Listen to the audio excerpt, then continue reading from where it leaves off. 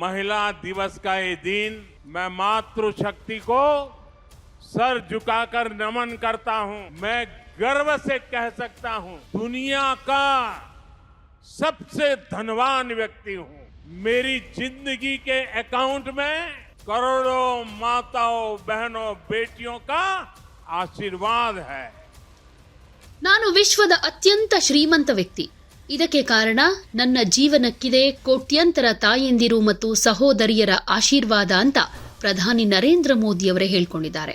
ಅಂತಾರಾಷ್ಟ್ರೀಯ ಮಹಿಳಾ ದಿನಾಚರಣೆಯ ಹಿನ್ನೆಲೆಯಲ್ಲಿ ಗುಜರಾತ್ನ ನವಸಾರಿಯಲ್ಲಿ ಲಖ್ಪತಿ ದೀದಿಯರೊಂದಿಗೆ ಸಂವಾದ ನಡೆಸಿರೋ ಪ್ರಧಾನಿ ಮೋದಿಯವರು ತಾಯಂದಿರು ಮತ್ತು ಸಹೋದರಿಯರ ಆಶೀರ್ವಾದವೇ ನನ್ನ ದೊಡ್ಡ ಶಕ್ತಿ.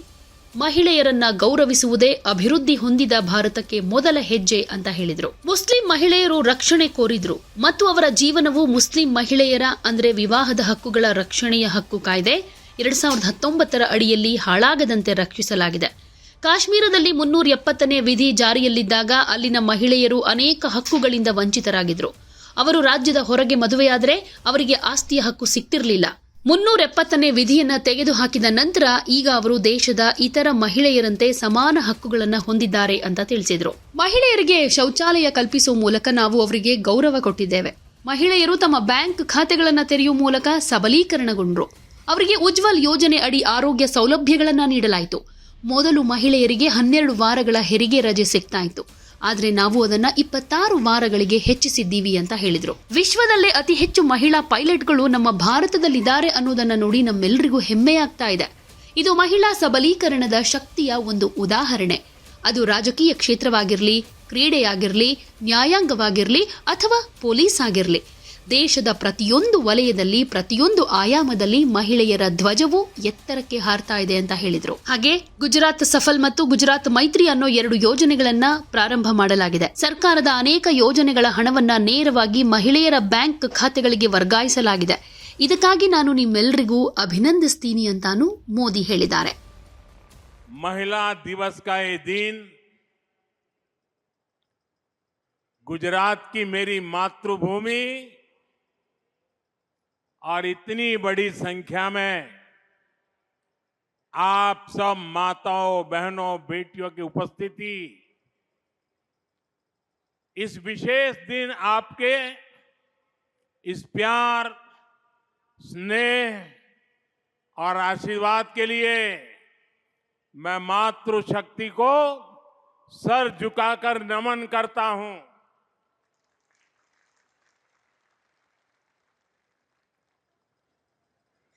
गुजरात की इस धरती से मैं सभी देशवासियों को, देश की सभी माताओं बहनों को महिला दिवस की शुभकामनाएं भी देता हूं। आज यहां गुजरात सफल और गुजरात मैत्री, इन 2 योजनाओं का शुभारंभ भी हुआ है। अनेक योजनाओं के पैसे भी महिलाओं के बैंक खातों में सीधे ट्रांसफर किए गए। मैं इसके लिए भी आप सभी को बधाई देता हूं। साथियों, आज का दिन महिलाओं को समर्पित है। हम सबके लिए महिलाओं से प्रेरणा प्राप्त करने का दिवस है। महिलाओं से कुछ सीखने का दिवस है। और आज के इस पवित्र दिवस पर मैं आप सभी का अभिनंदन भी करता हूं, आभार भी व्यक्त करता हूं। आज इस दिन मैं गर्व से कह सकता हूं कि मैं दुनिया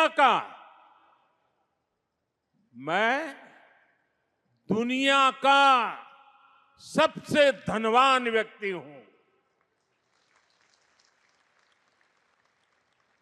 जब मैं कहता हूं ना, मैं दुनिया का सबसे धनवान व्यक्ति हूं, मैं जानता हूं कई लोगों के कान खड़े हो जाएंगे।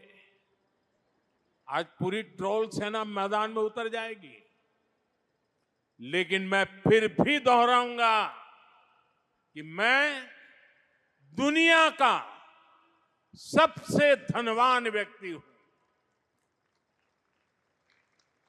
मेरी जिंदगी के अकाउंट में करोड़ों माताओं, बहनों, बेटियों का आशीर्वाद है और ये आशीर्वाद निरंतर बढ़ता जा रहा है। और इसलिए मैं कहता हूं, मैं दुनिया का सबसे धनवान व्यक्ति हूं। माताओं, बहनों और बेटियों का यह आशीर्वाद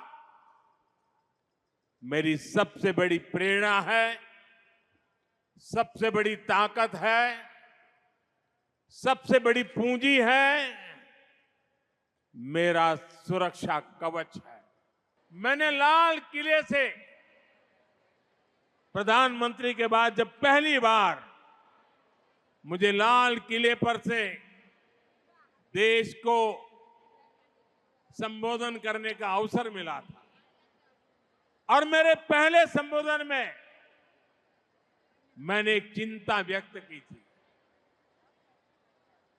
और मैंने कहा था कि जब बेटी शाम को अगर देर से घर आती है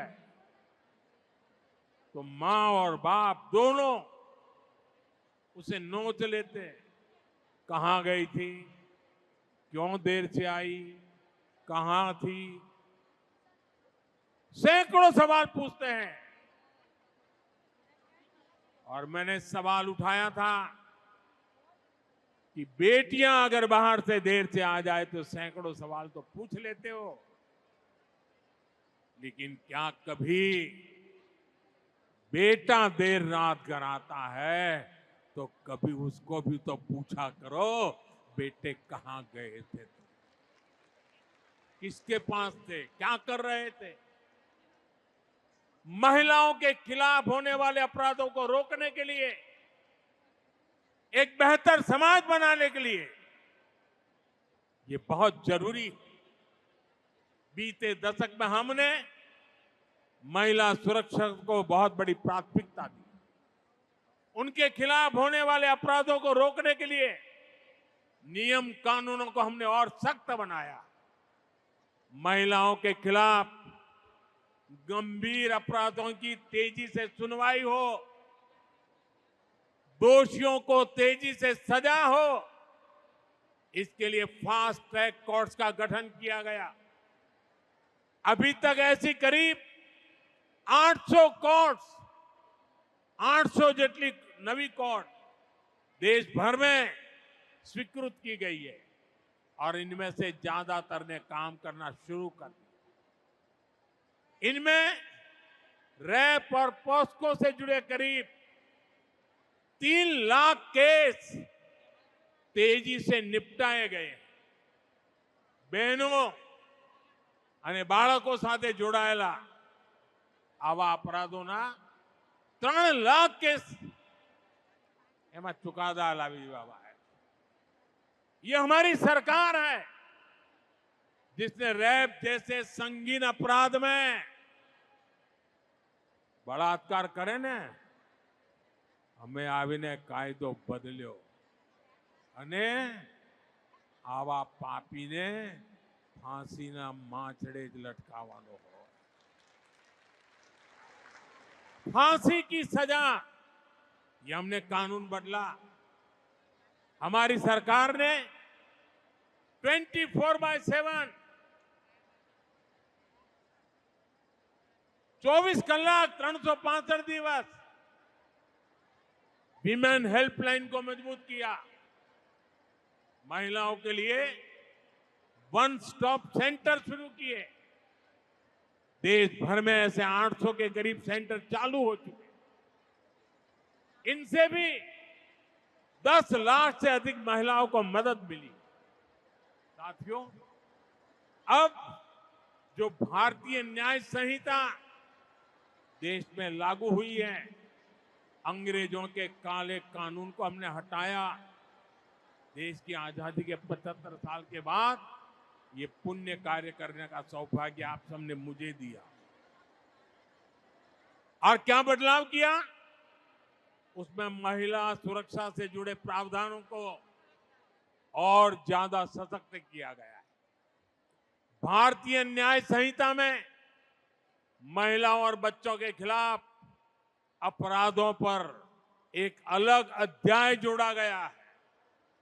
हम सभी की, पीड़ित बहनों की, समाज की ये शिकायत थी कि अपराध होने पर बेटियों को तारीख पर तारीख यही सिलसिला चलता है। न्याय का लंबा इंतजार करना पड़ता है। भारतीय न्याय संहिता में इसका भी ध्यान रखा गया है। बलात्कार जैसे जघन्य अपराधों में 60 दिन के भीतर आरोप तय हो, 45 दिन के भीतर फैसला सुनाया जाए, ये व्यवस्था बनाई गई है। पहले पीड़ित को पुलिस थाने आकर एफआईआर करवानी पड़ती थी, पुलिस स्टेशन जरूर पड़े।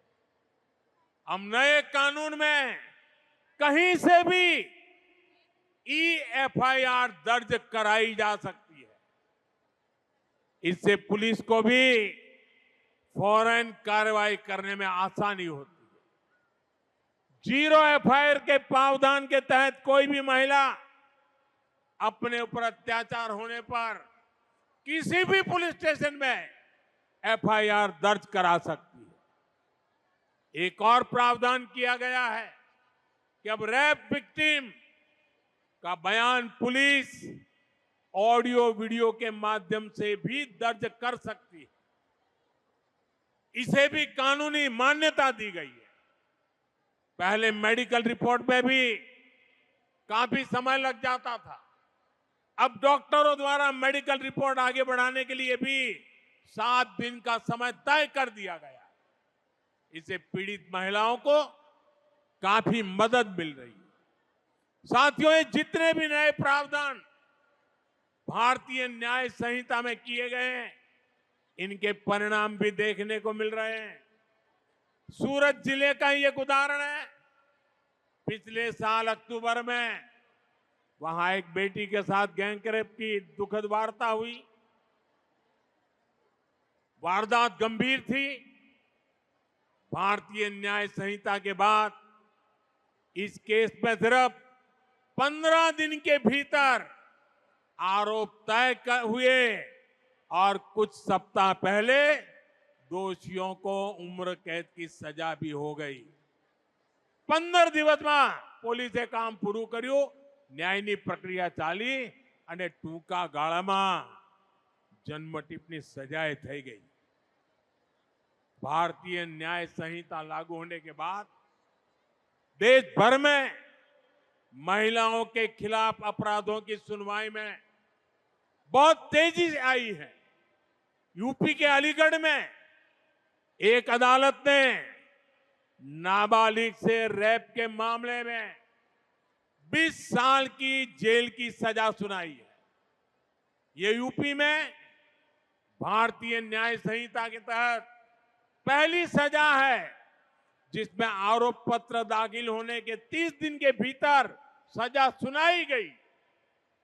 कोलकाता की एक अदालत ने 7 महीने की बच्ची से रेप के मामले में दोषी को फांसी की सजा सुनाई है।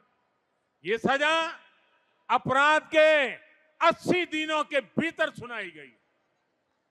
देश के अलग अलग राज्यों के उदाहरण ये साफ दिखाते हैं कि भारतीय न्याय संहिता ने, हमारी सरकार ने जो अन्य फैसले लिए हैं, उन्होंने कैसे नारी की सुरक्षा को बढ़ाया है और नारी को जल्द न्याय भी सुनिश्चित किया है।